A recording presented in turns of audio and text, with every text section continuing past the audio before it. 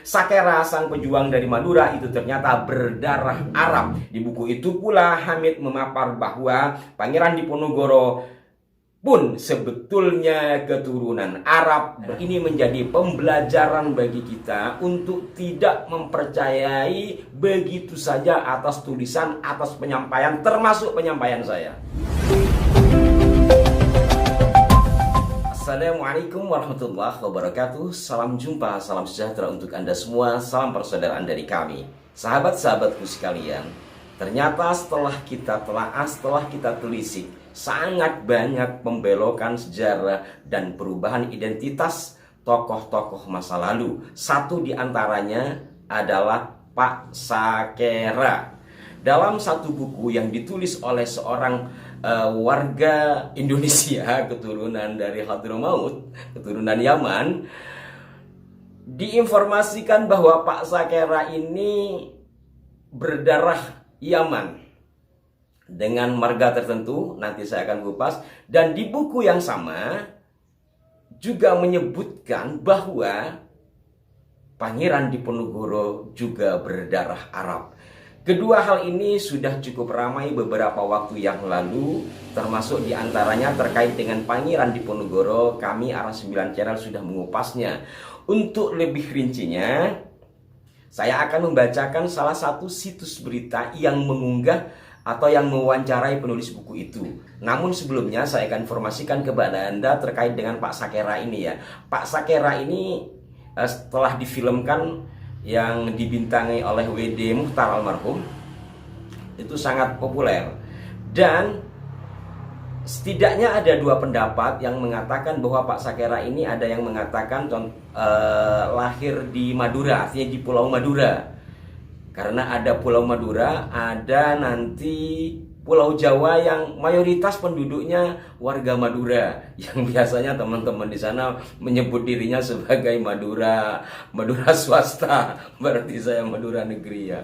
Itu sebutan candaan. Nah, ada yang mengatakan diantaranya Mbah Oding, budayawan Madura, beliau menyebutkan bahwa Pak Sakera itu berasal dari Tanah Merah Laok atau Tanah Merah Selatan. Laok itu selatan ya, salah satu daerah di Kabupaten Bangkalan. Kemudian ada juga yang mengatakan beliau memang asli Bangil, karena makam beliau itu ada di Bangil, di daerah Sidowayah, Kolur Sari, Bangil, Kabupaten Pasuruan.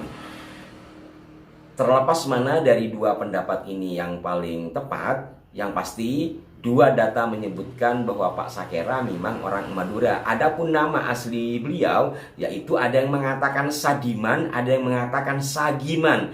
Beda G dan D.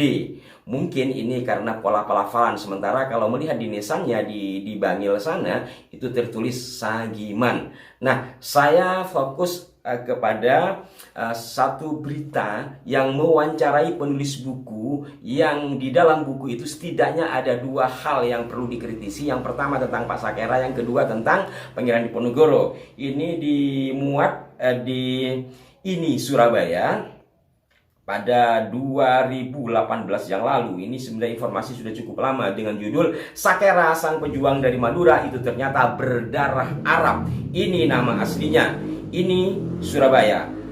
Sakera selama ini dikenal sebagai tokoh pahlawan legendaris asal Madura. Sepak terjangnya melawan kolonial Belanda membuat Sakera diburu dan akhirnya tertangkap berkat kelicikan sahabatnya sendiri, Asis. Pria asal Bangil, Pasuruan yang dikenal sakti ini pun lalu dipenjara dan seterusnya ya. Informasi ini cukup umum. Sakera ternyata bukan nama asli. Berdasar sumber di Museum Tropen Amsterdam, Belanda, nama asli Sakera adalah Omar Bawasir, keturunan Arab Yaman. Demikian kata Hamid Nabhan.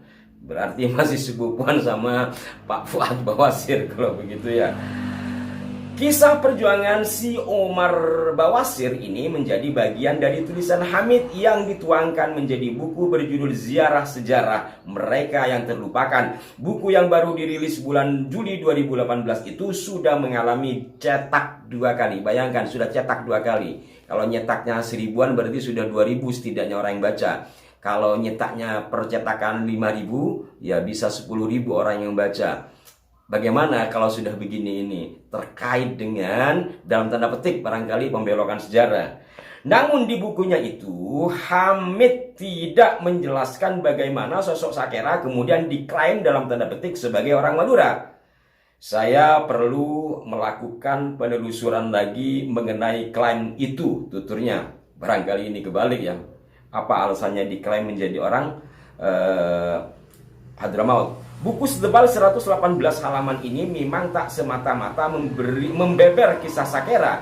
Di buku terbarunya ini, budayawan yang juga keturunan Arab tersebut memfokuskan pada peran peranakan Arab dalam membantu dan mengisi kemerdekaan Indonesia. Ada puluhan kisah nyata sumbangsi warga keturunan Arab yang dia tulis di buku ke-27 tersebut. Di buku itu pula Hamid memapar bahwa Pangeran Diponegoro pun sebetulnya keturunan Arab bernama Syed Abdul Hamid Diponegoro.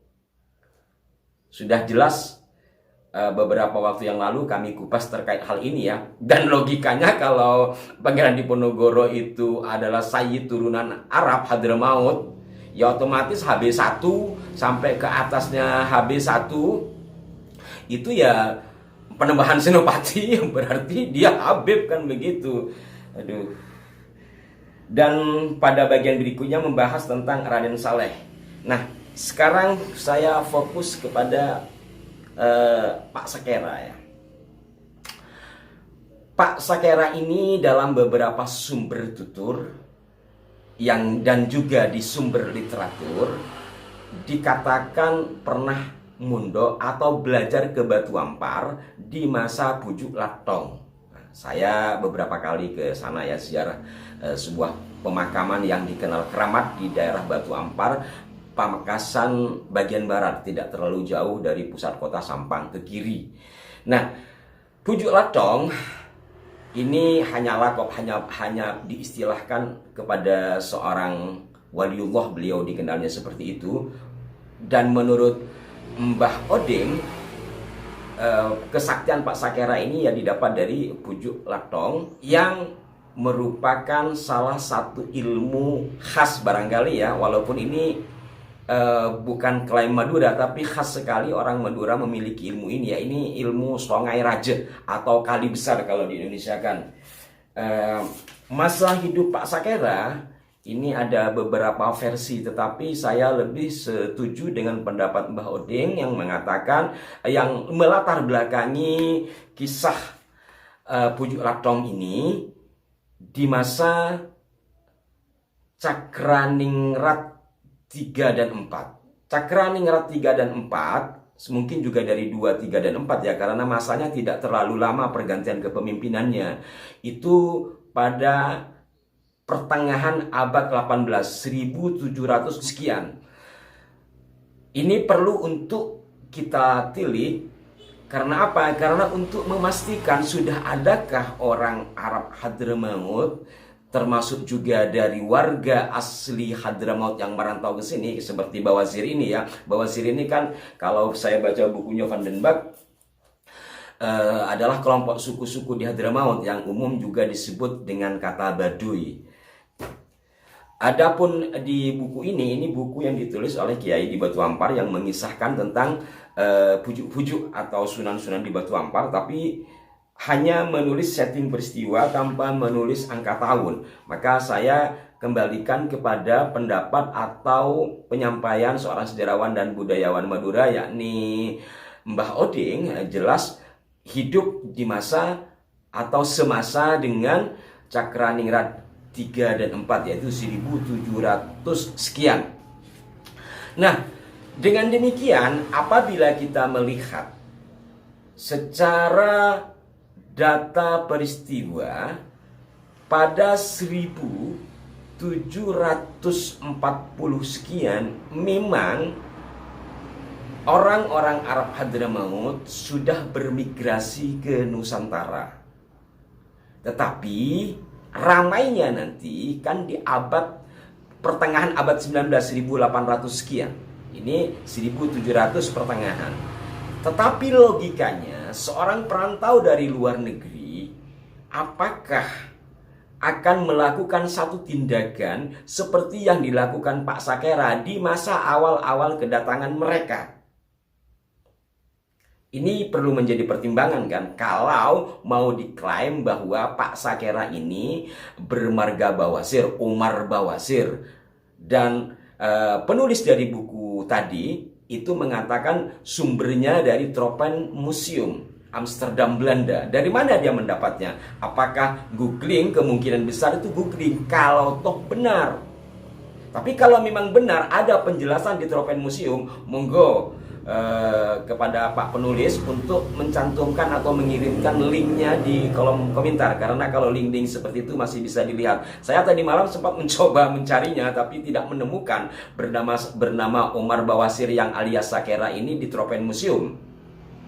Jadi saya meragukan alasan menggunakan data dari Tropenmuseum. Yang kedua tentu terkait dengan kedatangan marga atau warga Hadramaut ke Nusantara di pertengahan abad 18 tersebut.